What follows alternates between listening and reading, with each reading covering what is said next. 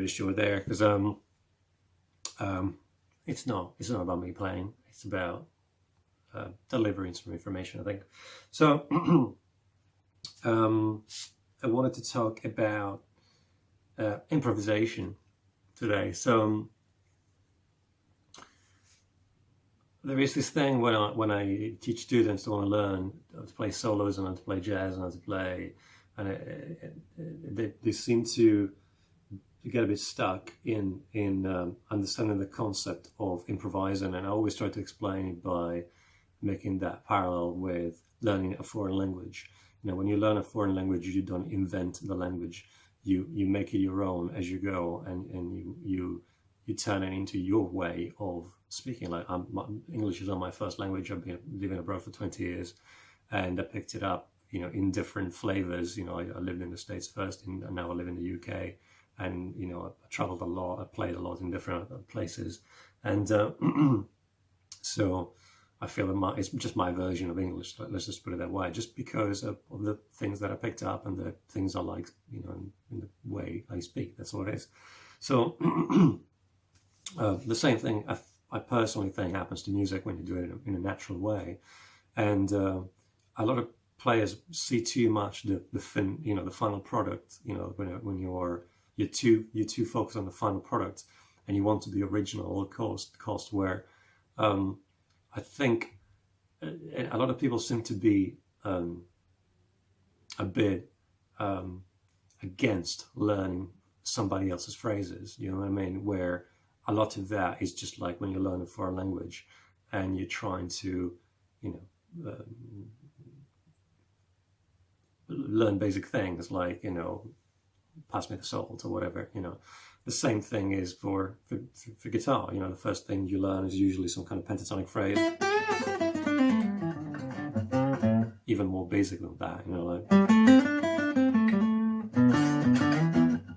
you know, stuff like that. You know, riffs, very easy riffs, and basic chords. And then the more you add, the more it turns into, I don't know, depending on where you want to go, really.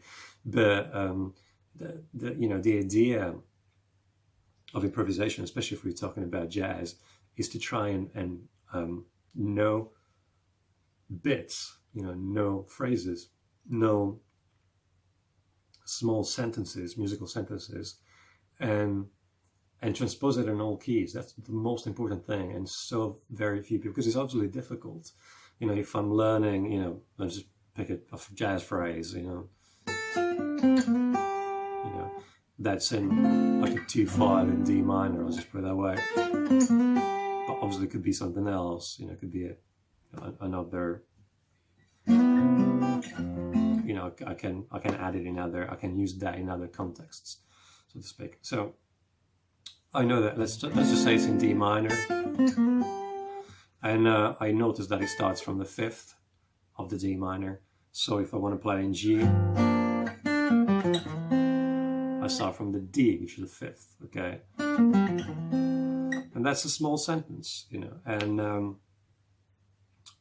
then let's say I want to learn it in B flat.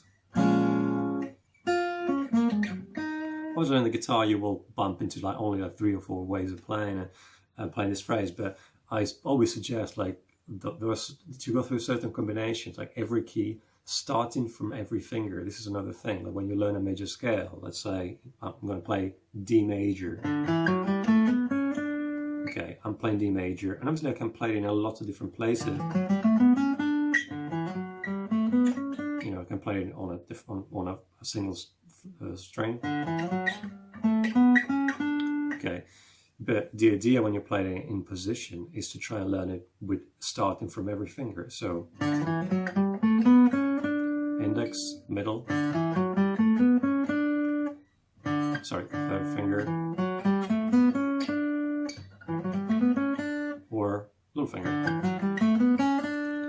So I can learn it in every, starting from every finger, so starting from every string. So I will start from here, 6th string, with every finger. I will spare you that. 5th string, 4th, then I have a D here. I obviously have to go up an octave. Ooh. And to practice again, obviously, and so on, you know, and so on. So, so once you've covered this and you've gone, you know, you've learned that phrase and you've taken it around the neck in different keys, starting from different fingers, different sets of strings, and you become really, really familiar with that musical sentence, then you start, you know, stick it in different tunes, you know, different styles, and obviously that, let's say I could actually play it as a jazz phrase, but I can play it on a blues tune, you know, if I slightly changed, you know, the vibe, the feel. I can play it in a blues and G, let's say, or some kind of rock dominant blues kind of.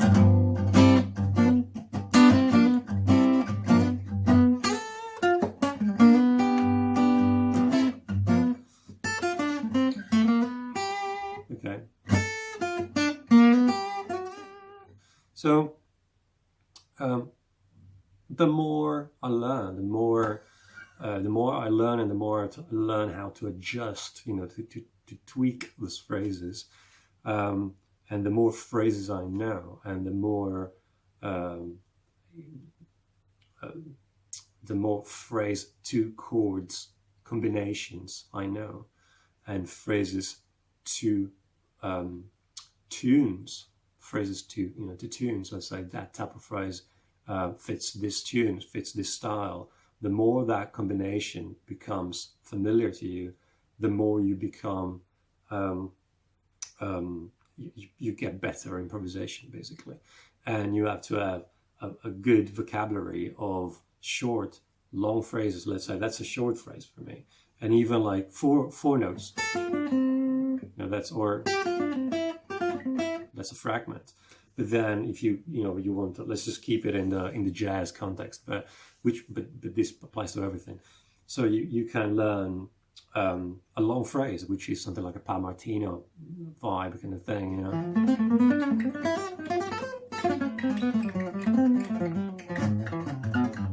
So you keep going, and that happens through time. You know, you stitch all these smaller things together, and that was in D. I can do the same thing in let's call it C.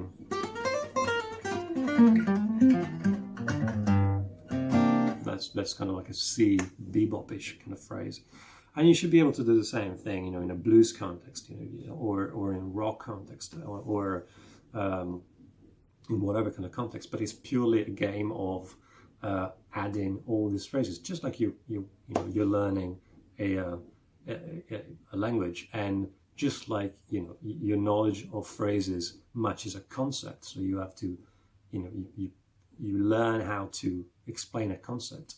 The same thing happens with music. Like your knowledge of phrases matches a tune or a style. You know, the same thing. So the thing that I always suggest to everybody, and you know, those that kind of get better tend to do it, is to have vocabulary, make notes of all this stuff, because obviously we forget them really easily. I mean, if I could remember every single phrase I've ever learned, I'd be a much better guitarist than I am now, but I don't think I can, and nobody can. So try and keep tab of all these things. And I had, you know, in whichever way you want it, if you want to record a video, if you want to write them down in traditional notation, tablature, whatever, but as long as you have a vocabulary of one thing that I did when I was, you know, just throughout the years, and I think I did one of my books has a lot of this stuff, was open string voicings containing open strings, you know, or which is a lot of the stuff that I played earlier on in that. This is kind of like a G major 7, like D over G, you know, and I really love that sound, you know, because I think it's the beauty of the guitar, and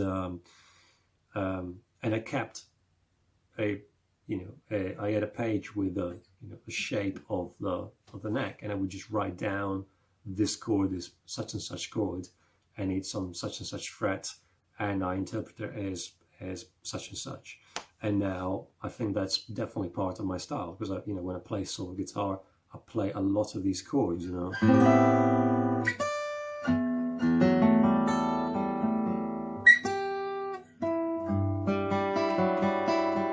You know, and I can use those to create more, yeah, a guitar style that I like, that feels my own, so to speak. Okay, well, that's it. As always, check out my website, trueguitarist.com. There's a link in the description, and you can make a donation there, and you can obviously a donation, you know, you get stuff for it, and you know, only you keep the website going, and but you will be able to download all my books and ebooks and stuff like that. So as of now, I don't know if I will change this format ever, but as of now, you will be able to do that. And also, I give SKYPE lessons, and if the stuff that you hear sounds nice to you and want to learn it, just get in touch. There will be there's a link again to a page where I explain how to do that. Yeah, that's it. Thanks again, and see you next video.